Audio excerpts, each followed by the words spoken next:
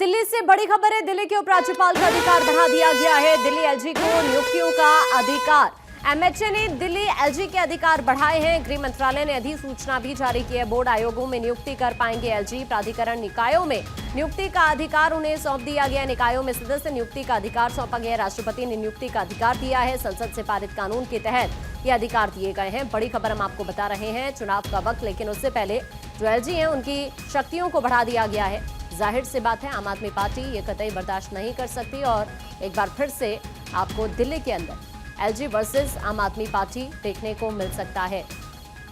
बड़ी खबर इस वक्त ये है कि गृह मंत्रालय की तरफ से हाल ही में अधिसूचना जारी की गई है। दिल्ली एलजी के अधिकार बढ़ा दिए गए हैं। गौरव इस वक्त हमारे सहयोगी हमारे साथ जुड़ रहे हैं। गौरव का रुख कर लेते हैं सीधा। गौरव, किस तरह से इस फैसले को देखा जाए?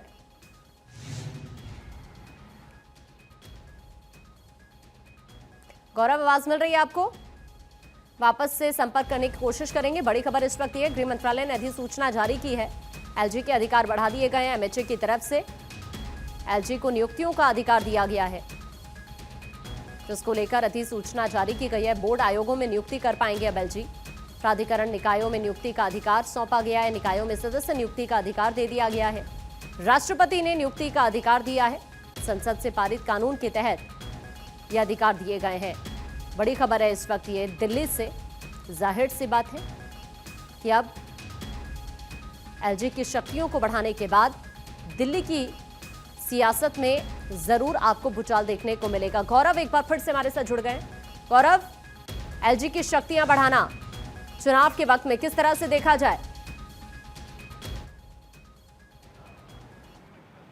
देखिए, जिस तरीके से कल देर रात ये नोटिफिकेशन आया और कहीं ना कहीं अगर हम बात करें एलजी की शक्तियों को बढ़ाया गया है और आप देखिए जब से ये प्रक्रिया की गई है उसके बाद दिल्ली सरकार की अगर बात करें तो लगातार दिल्ली सरकार की तरफ से इस तरीके के आरोप केंद्र सरकार पर लगाए जा रहे हैं कि कहीं ना कहीं दिल्ली सरकार के अंदर जो दखलंदाजी है वो बढ़ रही है, उनको काम नहीं करने दिया जा रहा है। हालांकि इस पूरे प्रकरण को अगर हम देखें तो जो ये पूरा चुनावी प्रक्रिया को संपन्न कराना था इन 12 जोनों में, उसको लेकर के जो आखिरी तारीख थी वो 30 अगस्त थी और 30 अगस्त की तारीख से पहले भी ये खास करके अगर हम बात करें जो शैली ओबराय हैं, मेयर हैं, उनका साफ तौर पर यह कहना था कि जो चुनावी प्रक्रिया को संपन्न कराना था उस पूरे प्रक्रिया में कहीं ना कहीं जो पार्षद थे, पार्षदों की तरफ से बार बार शैली ओबराय से इस बात को कहा जा रहा था कि उनके पास जो समय है वो बहुत कम समय दिया गया, महज 2 दिनों का समय दिया गया तमाम डॉक्यूमेंटेशन के लिए, कागजी तैयारी के लिए। ऐसे में ये समय बहुत कम है। तो दूसरी तरफ अगर हम बात करें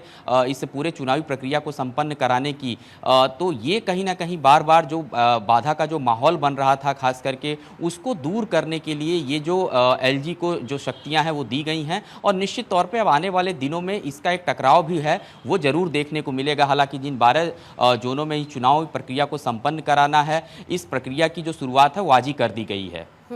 लेकिन गौरव, आपने अभी बताया देर रात नोटिफिकेशन जारी किया गया और किन हालातों में नोटिफिकेशन जारी किया गया है ये भी आपने बताया। इसके पीछे वजह यही हो सकती है जिस तरह से पार्षद और मेयर के बीच में स्थिति बनी हुई थी, पार्षदों की मांगों को लेकर जिस तरह से चीजें हुई, चुनावी प्रक्रिया को लेकर, इसी वजह से ये फैसला शायद लिया गया है। आम आदमी पार्टी कैसे देख रही है इसे?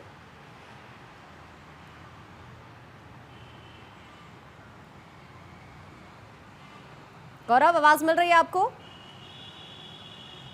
शायद आवाज उन तक नहीं पहुंच पा रही है। वापस से हम उनका रुख करेंगे, लेकिन इस वक्त बड़ी जानकारी देखिए यही है कि एलजी के अधिकार को बढ़ा दिया गया है दिल्ली के अंदर और ये इसीलिए किया गया है क्योंकि पार्षद और साथ साथ मेयर के बीच में जिस तरह से स्थिति दिख रही थी चुनावी प्रक्रिया को लेकर, इसी वजह से फैसला लेना पड़ा है।